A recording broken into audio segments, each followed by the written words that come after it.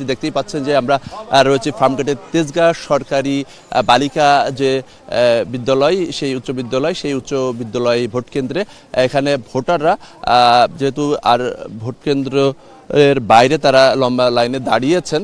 এটির কারণ হচ্ছে যে 7:30টায় ভোট শুরু এবং সেটির আগে যে ভোট কেন্দ্রের যে প্রস্তুতি, সেই প্রস্তুতি নিচ্ছেন প্রিজাইডিং অফিসার, সহকারী প্রিজাইডিং অফিসার, পোলিং অফিসার সহ যারা প্রার্থীর এজেন্টরা রয়েছেন।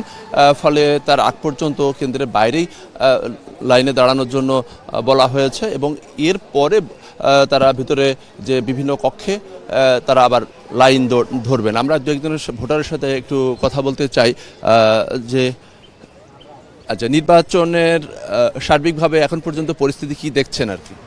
এখন পর্যন্ত যেটা দেখছি যে সুষ্ঠুভাবেই হচ্ছে, বাদ বাকিটুকু বেলা গড়লে বোঝা যাবে কি হয়। আচ্ছা, আপনি কি এর আগে ভোট দিয়েছেন? না, আমি এবার প্রথম দিই। নতুন লাইফবয় অ্যালোভেরা শ্যাম্পু, চুল করে ন্যাচারালি স্ট্রং, মাত্র 2 টাকায়। আচ্ছা, আরেকজন মনে হচ্ছে প্রথম ভোট, আপনি তো মনে হচ্ছে প্রথম ভোট দিতে এসেছেন? জি, আমার জীবনের প্রথম ভোট এটা। আপনার অনুভূতিটা কি আর কি, যে একটা বড় একটা আন্দোলন হয়ে গেল, আন্দোলনের পরে এরকম একটি ভোট অনুষ্ঠিত হচ্ছে? এই প্রথম আসলে 16 বছরের মধ্যে আমরা সুষ্ঠু একটা নির্বাচন পাচ্ছি, তাই এই হিসাবে আমার আনন্দ খুবই আসলে ভালো লাগতেছে আসলে, যে ভোট দিতে আসছে জীবনের প্রথমবার এবং সুষ্ঠুভাবে একটা নির্বাচন হচ্ছে, এই জন্য খুশি অনুভব। আচ্ছা, আমরা একজন বয়স্ক মোটামুটি পেয়েছি, তিনি এবারের ভোটের পরিবেশ কেমন দেখছেন, আর অন্য এর আগে যে ভোট দিয়েছেন এবারের ভোটের মধ্যে আসলে কি পার্থক্য কি পাচ্ছেন?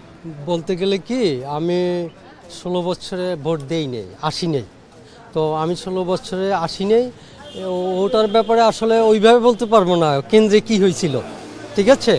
তো আজকে আমি আসছি, আমি মনে করছি যে এখন আমার নিরাপত্তা নিশ্চিত, বাট আমি আমার ভোটটা দেওয়া আমার অধিকার, আমি দিতে পারবো, আর এতদিন তো আমি দিতে পারি নাই, আমার হাত থেকে ব্যালটটা আরেক দিকে চলে গেছে। অতএব আমি মনে করছি নিরাপদ এবং নিশ্চিত, এবং আমাদের দ্বিতীয় স্বাধীনতা লাভ করলাম। আমরা আমাদের নিজের যে মানব অধিকার যেটা, সেটা আমি মনে করি বাস্তবায়িত হবে এবং আমরা নিশ্চয়ই। ধন্যবাদ। আমরা একটু এই পাশে একটু দেখতে চাই, এখানে নারী যে ভোটাররা রয়েছেন তারাও লাইনে দাঁড়িয়েছেন এবং সবার চেষ্টা যে সকাল সকাল এসে ভোট কেন্দ্রে ভোটটি দেওয়ার যে চেষ্টা, সেই চেষ্টা রয়েছে। আমরা একটু কয়েকজন ভোটারের সঙ্গে একটু কথা বলতে চাই। এখন পর্যন্ত নির্বাচনের পরিবেশ কেমন দেখছেন? মাত্র তো আসলাম, এই পর্যন্ত যা দেখেছি ভালোই দেখেছি, মনে হচ্ছে ভালোই হবে। আমরা যে কথা বলছি যে আইনশৃঙ্খলা বাহিনীর তৎপরতা কিন্তু আসলে চোখে পড়ার মতো। এখানে বিভিন্ন সেনাবাহিনী সহ বিভিন্ন বাহিনীর সদস্যরা তারা শহরে বিভিন্ন জায়গাতে দায়িত্ব পালন করছেন, কেন্দ্রের ভিতরে এবং কেন্দ্রের বাইরে বিভিন্ন জায়গাতেই কিন্তু আইনশৃঙ্খলা বাহিনীর যে তৎপরতা, সেই তৎপরতা চোখে পড়ার মতো।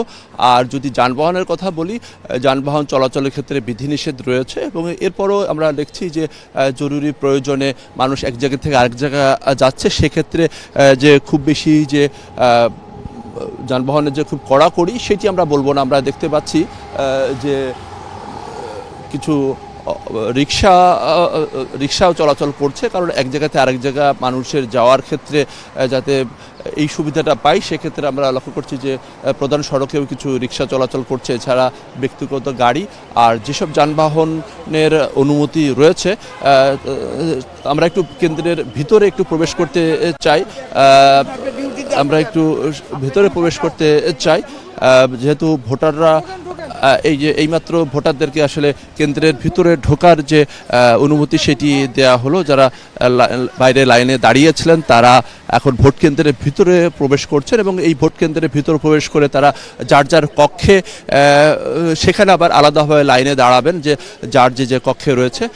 তবে যেটি বলতে চাই যে সেটি হচ্ছে যে আসলে যারা আমরা ভোটারদের সাথে কথা বললাম, তারা বলছেন যে তারা গত 16-17 বছরে আসলে ভোট কেন্দ্রে আসেননি কিংবা ভোট দিতে পারেননি এবং গণতন্ত্র ফেরানোর যে লড়াই, সে লড়াইয়ে তারা অংশগ্রহণ করছেন এবং একটি উৎসবমুখর পরিবেশে সারাদিন এই ভোট অনুষ্ঠিত হবে, এটি আসলে সবার প্রত্যাশা। প্রত্যাশা এবং বিভিন্ন যে কেন্দ্রগুলো থেকে প্রার্থীর যে এজেন্ট এজেন্টরা সকালেই তারা তাদের নিজ নিজ কক্ষে প্রবেশ করেছেন।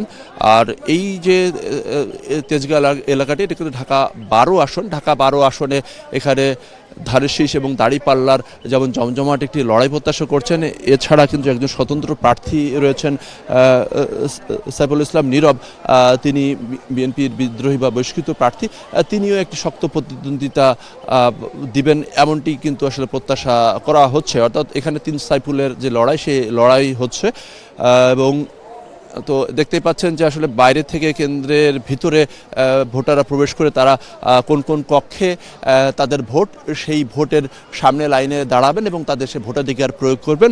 এবং এবারে 60টি নিবন্ধিত দলের মধ্যে 50টি দলই অংশগ্রহণ করছে এবং সারাদিন এই উৎসবমুখর পরিবেশ সেটি বজায় থাকবে, এটি আসলে সবার প্রত্যাশা।